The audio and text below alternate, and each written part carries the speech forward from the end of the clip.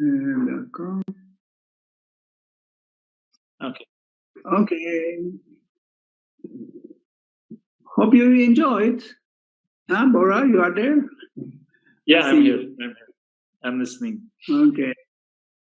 Honestly, it's not the best time to have a webinar in the middle of the day, but it's okay. Thank you very much to everyone who organized this event. I thank you too, especially my dear Bora, for your nice contribution. And then I can't see the questions, and then you can go as I can. See, they answered also by themselves also. Actually, some of them were answered by the audience. So if you let me, I will read, and then so you start, and if I add something, I'll continue. The first one. What are you using for with the air abrasion? Dr. Marur Kazak asked. While you are roughening the surface. Okay, we can use several powders as aluminum oxide for 27 microns, or we have special ones like silk, and they are enough to clean superficially part of the neck area. Yeah. Okay. And Dr. Su Link asked about if you use local anesthetic agent before the preparation, doctor. I usually do that actually, but what's your opinion?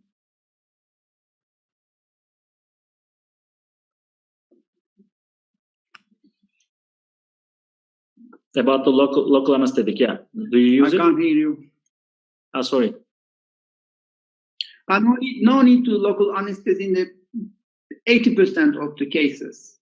But if there's high sensitivity, we can do it. Small amount of anesthesia. Yeah. Actually, I do sometimes even for the before the rubber dam isolation, but it's not always necessary, as Dr. Engin said. So if we need it, we should do it. If we don't, so don't do it. So thank you, Dr. Marin. He said it's a magnifico webinar. Thanks. And what's green material you put on transparent band for fixing? They ask about the gingival barrier, I guess. Yeah, this is the bleaching kits. They have these materials. This is the jelly hard. After the polymerization is getting little hard ones, and then it's easy to use it for the fixing these transparent bands on the gingival part. Yeah, they are the resin-based materials that we use to cover the gingiva for office bleaching. Actually, yes. And Omnichroma, about the Omnichroma flowable composite, doctor. Can we use it with the, I guess they asked about the conventional blocker. But actually we have now the flowable blocker too, yes, right? So what's your opinion about that? Yeah, of course you can use it whatever you want. This is as a similar product as the flowable composite. Yeah. We have also now the flowable blocker too. And Dr. Karam Besser asked that the flowable composites doesn't wear faster, so do we have to replace the flowable restorations more often or not for the cervical lesions? Can you repeat again? I can't hear you well. They said that the wear rate of the flowable composites are faster. So do we have to replace them more often than the conventional restorations? It depends. It depends. What's your answer? In my opinion, the direct restorations with flowables, you have more actually clinical experience with those, but For me, with the flowable direct restorations, especially for the posterior region, it's unknown. So we don't know the long-term clinical results of those. So we'll wait and see, actually. Yeah, if the fillers are enough loaded, means up to 65 or something, we can do it. We can have the good results, long-term results. But if you use low fillers, low percentages, you have to check regularly, and then you need it. You can replace it. Yes. And we suggest that you should use for direct restorations with flowables the filler percentage with weight. It should be more than 65%. Yeah. Yeah. So very similar to normal composites. It's yes, about 10% difference. You're right. So what's your opinion about the color differentiation after dehydration? Actually, they ask about that. For how long we should wait for a tooth to get rehydrated? Yeah, you can answer these questions. It's a little bit academic part. Okay, no problem. So, according to literature which was recently published actually in 2021, the dehydration begins. The perceptible dehydration begins after 2 minutes of dehydrating. So, for the rehydration, we should wait at least 5 hours to 8 hours. So that we lost everything if we don't make the correct color change as soon as possible. Yeah, it depends also the isolation. If you isolate the area with rubber dam, it's more dehydrated we have, isn't it? Yes, you're right. Actually, yes. So if you are working without rubber dam, it's more advantageous actually. And you will have a little much more dehydration, and maybe you can wait another 1 or 2, 3 days. This is my opinion. Yes, you're right, doctor. You're right. And Dr. Karam Bashir asks about in some of our cases there are some deep caries lesions, and he asks that don't you need the endodontic treatment for those teeth after cleaning the caries lesion? Yeah, I had one case like that. Maybe I show to you, but not in the presentation. I have to enter in the pulp chamber. And I treated first endodontically through from the gingival part, and then I restore the cervical area. Sometimes we can have these kind of unluckily conditions. Yeah. Yeah, you're right. And about the dehydration again, because of the dehydration, the color of the tooth, the natural tooth changes. So as soon as we finish the restoration, the color of the restoration becomes sometimes much darker, looks like darker than the natural tooth. So what's your opinion about the control session? At which session or after what time can we check the color difference correctly, they ask?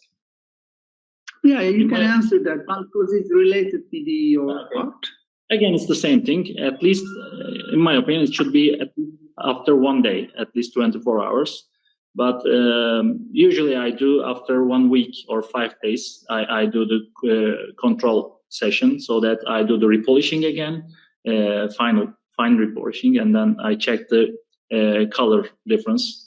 So if there's some problem, I correct it, or if not, I only do repolishing and finish the restoration.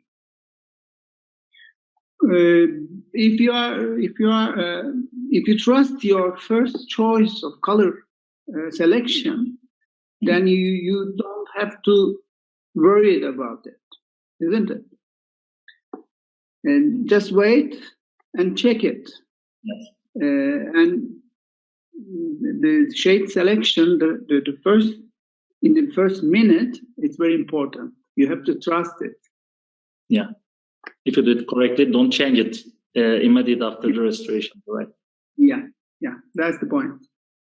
Dr. Frank Mbaye says that it was a great presentation with beautiful outcomes. Thank you very much for that. And Dr. Nguyen La, what kind of flowable composite can be used for cervical restorations? Do not worry about its shrinkage and low mechanical strength. He asked about if we worry about the shrinkage, the polymerization, shrinkage, and the low mechanical strength of flowable composites for cervical lesions. What's your opinion, Doctor? This is for you, I think. Okay, but it's for both of us, I guess.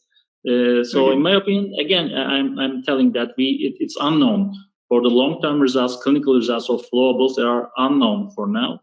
But for me, actually, but again, I say that for some of the new recent flowable composites, the filler percent in weight are more than some conventional composites. So if you are using those kind of flowables, in my opinion, you shouldn't worry about the shrinkage and the mechanical strength. But again, for clinical long-term results, we should wait. Okay, and I can add that 90% of my restorations, cervical restorations, are done by flowable composites. So that's actually that's the final outcome that we are waiting for. Because they are 10 years or as we showed, 13 years, 20 years almost outcomes. So they are very, very valuable. Thank you. Yeah. Another one, can we use air polishers as we sandblast the surface? Air polishers. I actually didn't get the point in that question, but air polishers. Air polishers, a little bit interesting term. There is a confusing part in this question. Yeah, I don't know about air polishers. Air polishers. I couldn't get it too. Okay. So we do the air abrasion. Air abrasion, yeah, I know. But... Okay, this is for you, I guess, Dr. Tavidoğlu. Which instruments do you prefer for final polishing? Final polishing, finishing and polishing, we mentioned about in these topics a lot. First, with the carbide burrs, we can finish the restoration. Then I'm using a lot these Arkansas burr, also the white stones, and then 2-stage rubber polisher is more than enough, as you mentioned on it. And I'm using also conic rubber points.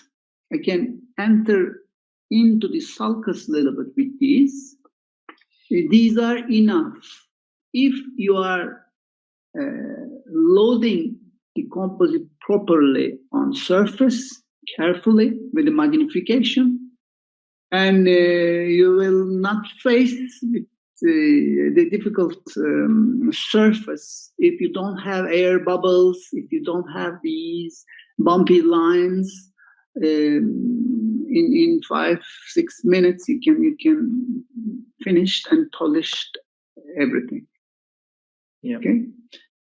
And additionally, I actually do not create some over contours, because I retract the gingiva, the cervical gingival part a lot usually with rubber dam. So for the final polishing, without doing an over contour, I always use the spiral wheels, which were diamond embedded. I use the spiral wheels for the final polishing, actually. Yeah. And another question from Tran. some cases, gum got bleeding after putting cord into gum. So how to control or prevent that bleeding?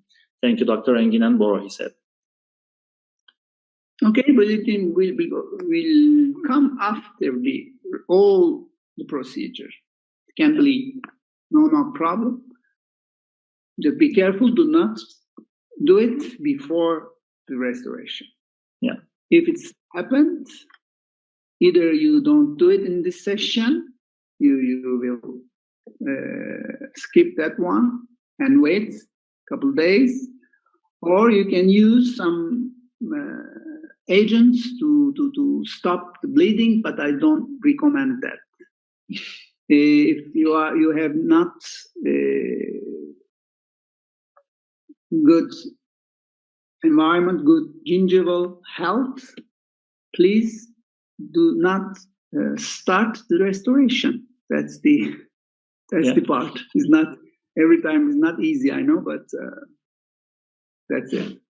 And I have to add that, and Abdullah Karakoç said that, thank you very much. It was a magnificent webinar, and that's all. Thank you, everyone. I have to add that the quality of the finishing and polishing after the restoration depends on the magnification that you use, right, doctor? Because sure. I realized that when you showed the videos with a microscope, so it's really different. Its microscope is not mandatory, but the loops, we have to have magnification. Not everyone cannot have microscope, but everyone can have nice loops. I recommend a lot.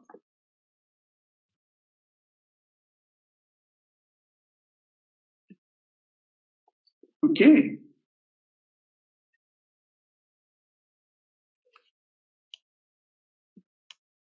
Okay, doctor, that's all. So if you want to add something, it was really nice to work with you for that presentation. It was an honor, actually. Thank you very much, in my opinion. For me also. Thank you very much, guys. Hopefully we can see each other in a normal life. See you soon. Bye. See you soon.